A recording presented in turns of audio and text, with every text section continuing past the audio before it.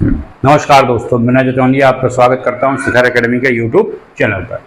देखिए, विनय की पाठशाला में आज हम लोग देखिए मैं शिखर एकेडमी का गया हूं क्योंकि ये जो चैनल था प्रॉपर मैंने जब कोचिंग खोली तो शिखर एकेडमी के नाम से ही पढ़ाता था। और कुछ भी नाम रख लूँ विनय की पाठशाला या कुछ, लेकिन जो है कि मुँह से वही निकलेगा जो प्रारंभ किया था।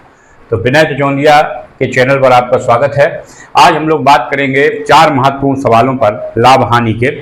ये सवाल एक तरीके के देखते हैं हमें लगाने में, और पढ़ने में भी ये लगता है कि इनमें कोई डिफरेंस नहीं है, लेकिन हम इनको पकड़ेंगे और अलग अलग तरीके से इनको लगाएंगे। ये 4 सवाल कैसे हैं, इनका मेथड पहले समझ लेते हैं। मेथड क्या है, बिना समय बर्बाद किए, मैं बहुत जल्दी जल्दी बोल जाता हूँ, सोचता हूँ कि कम समय में अधिक से अधिक सवाल हो सकें।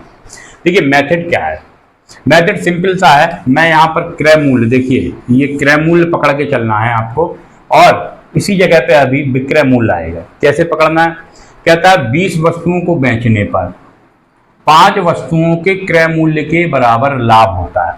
एक सवाल, 20 वस्तुओं को बेचने पर 5 वस्तुओं के क्रय मूल्य के बराबर हानि होती है। दूसरा सवाल, 20 वस्तुओं को बेचने पर 5 वस्तुओं के विक्रय मूल्य के बराबर लाभ होता है। तीसरा सवाल, 20 वस्तुओं को बेचने पर 5 वस्तुओं के विक्रय मूल्य के बराबर हानि होती है। 4 सवाल। ये 4 सवाल देखने में एक से लग रहे हैं, कोई भाषा चेंज नहीं है, सिर्फ यहाँ पर विक्रय मूल्य हो गया, यहाँ पर लाभ या हानि हो जाएगा। यही 4 सवाल हम लोगों को तैयार करने हैं। ठीक, कैसे तैयार करने हैं बताता हूँ, बिल्कुल सरल हैं, बिना टेंशन लिए। यहाँ जहाँ 20 है, यहाँ पर मान लेते हैं हम लोग n वस्तुओं को बेचने पर x वस्तुओं के क्रय मूल्य के बराबर लाभ होता है। तो लाभ प्रतिशत ज्ञात कीजिए। जब भी इस टाइप के सवाल आए तो हमें लाभ प्रतिशत निकालने के लिए क्या करना है, फॉर्मूला लगा देना है। लाभ प्रतिशत बराबर x बटे n इंटू 100। अर्थात x क्या है, आप कहोगे 5 है, n क्या है, आप कहोगे 20 है, यहां पर क्या हो जाएगा 100। देखिए n कितना है 20 और x कितना है 5। 5 से काटा कितनी बार कटा, 4 बार, ये कटा 25। तो उत्तर क्या आ गया आपका, आप कहोगे 25% हमारा उत्तर आ गया। अर्थात 25% का क्या होगा, आपको लाभ होगा। इसी सवाल को थोड़ा सा परिवर्तित कर देते हैं, इसको नोट कर लो, तो फिर अगला सवाल मैं आपको बता देता हूं। ठीक, देखिए ये अगला सवाल है, सिंपल भाषा वही है, सिर्फ क्या परिवर्तन हुआ है आप बताइए जरा ढूंढ के। सवाल देखिए, सेम वही भाषा, 20 वस्तुओं को बेचने पर 5 वस्तुओं के क्रय मूल्य के बराबर हानि होती है, तो हानि प्रतिशत, यहां पर क्या हो जाएगा, हानि प्रतिशत ज्ञात कीजिए। अब देखिए सिर्फ लाभ की जगह क्या हुआ, हानि।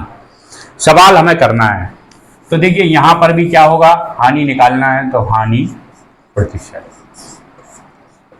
एक चीज तो मेरे हिसाब से आपके दिमाग में आ ही गई होगी कि अगर 20 वस्तुओं यानी n वस्तुओं को बेचने पर x वस्तुओं के बराबर लाभ या हानि हो तो कभी किसी प्रकार का कोई परिवर्तन नहीं होता है, हमेशा यही वाला सूत्र लगता है। जो लाभ होता है वो प्लस में आता है, जो हानि होती है वो माइनस में आती है। तो हानि प्रतिशत भी कितनी आएगी, अकॉर्डिंग टू दिस क्वेश्चन, इस सवाल के अनुसार हानि कितनी आएगी, हानि भी 25% आएगी। तो कैसे आएगी हम लोग लगा के देख लेते हैं। x कितना है, आप कहोगे फिर से वही बात, इसको n मानेंगे, n वस्तुओं को बेचने पर, इसको x मानेंगे। तो यहाँ पर कितना है 5, n कितना है, आप कहोगे 20 और गुणे 100।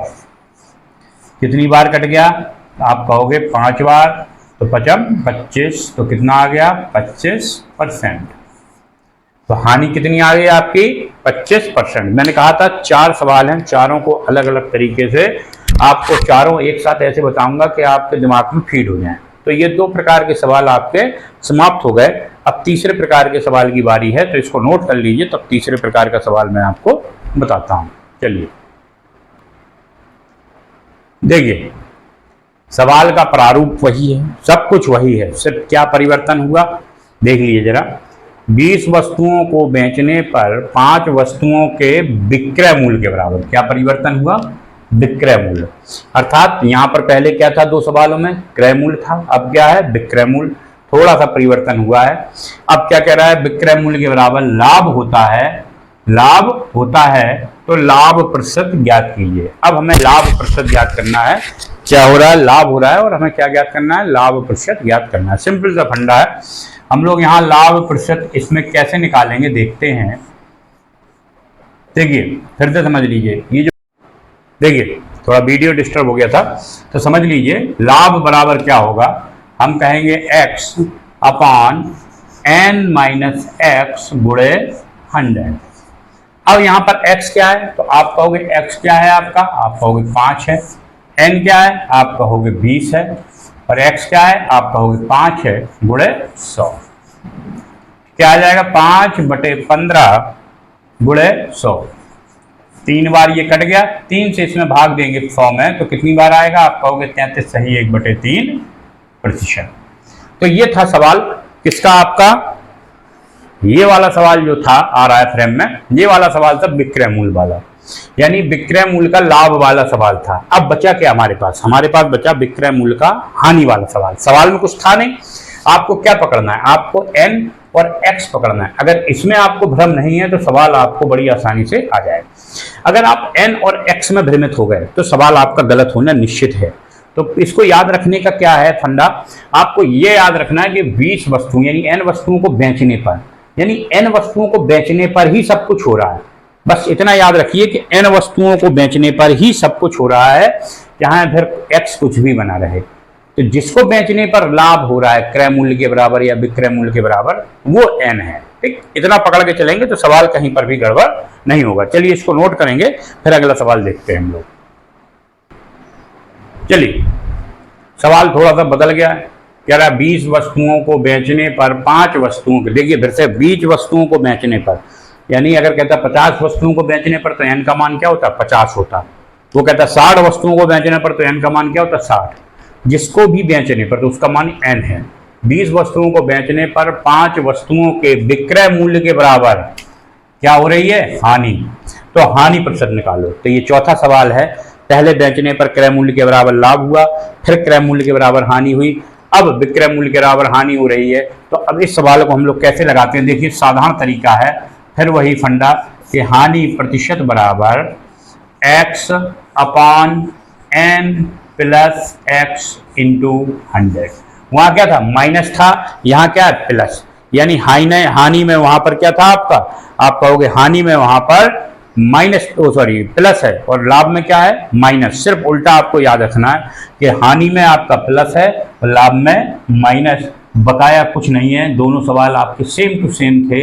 वहां पर सूत्र में कोई परिवर्तन नहीं था, यहाँ भी लगभग सूत्र में कोई परिवर्तन नहीं है, केवल माइनस और प्लस का है। हम लोग मान रख देते हैं 5/20 प्लस 5 इंटू 100। तो क्या आ जाएगा, आप कहोगे 5/25 गुणे 100, तो 2500 को 100, तो 4 पंचे 20, तो कितने की हानि हुई, आप कहोगे 20% की हानि। तो मैंने ये 4 आपको साधारण सरल और परीक्षा में ये मान लीजिए 1 से 1% आने के चांस रहते हैं बताए हैं। आपको समझ में आए हो तो चैनल को लाइक कीजिए और अगर नए हों तो सब्सक्राइब कीजिए और दोस्तों के साथ शेयर अवश्य करें, जिससे इसका